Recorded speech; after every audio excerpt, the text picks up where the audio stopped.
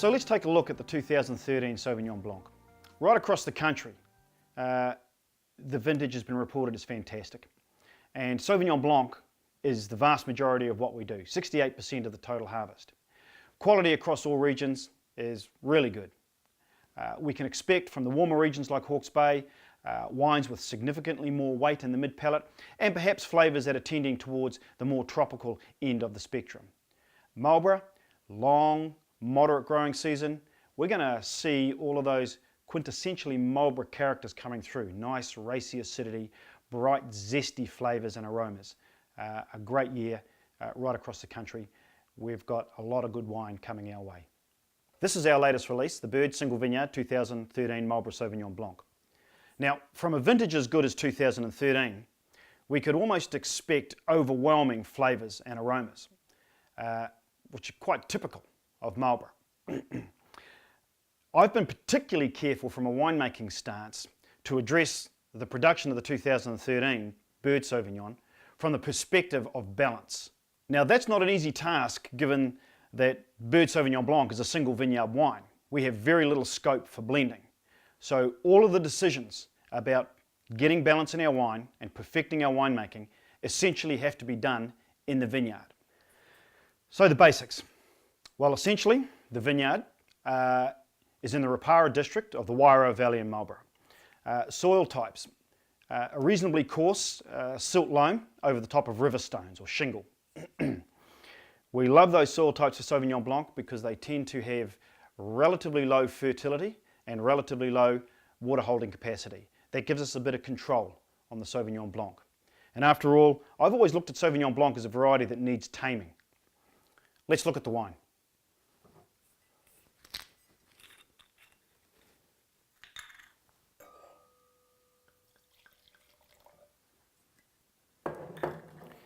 Now, right from the get-go, I can see in this wine just a little more colour development than we had in the 2012 vintage. And that's to be expected with the higher sunshine hours. The wine's really bright, really clear, and has this wonderful sheen to it that comes from a beautiful green hue right at the edge, or what we call the corolla of the wine. So quite an attractive colour. Now the aroma. Lively, bright, vibrant, little lemon zest coming through and a touch of herbal character on the nose. It sort of gives way to more pungent tropical fruits as the aroma develops.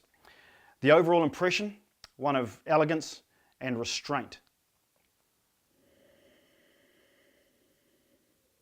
There are several layers of aroma evolving from this wine, and I can see some complexity from the barrel fermentation coming through towards the end.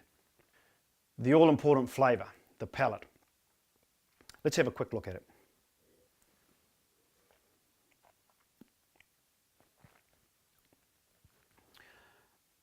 Right from the get-go, that wonderful herbal character and that lemon zest lead us in. As the flavour evolves on the tongue, the more pungent tropical characters and passion fruit characters start to evolve, and towards the back of the tongue you start to see the influence of the barrel fermentation, where you can see the layers of flavour. It helps create some length and carries the flavour to the back of the tongue. The acidity is just crystal clear and clean right through the wine.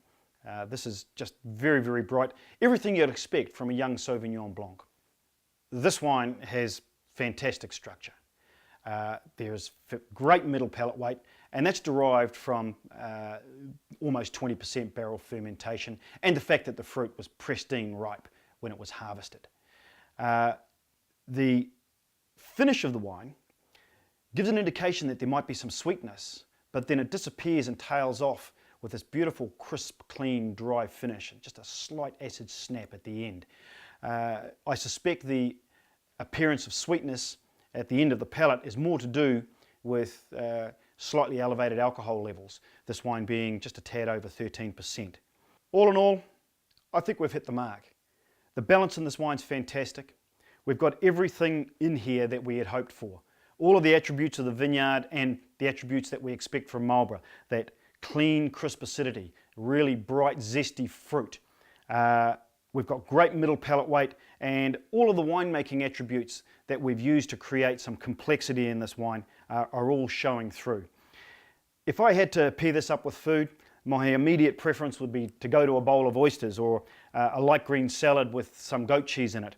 The wine's got enough power to handle pretty much any dish that has a cream sauce. We refer to it as a cream cutter. That nice bright acidity will help there. And even light white meats and pretty much any fish dish that you want to go to. I would steer clear of Asian dishes with chili in them. For some reason, my experience, they don't work with Sauvignon Blanc. Pretty much anything else will. Cheers.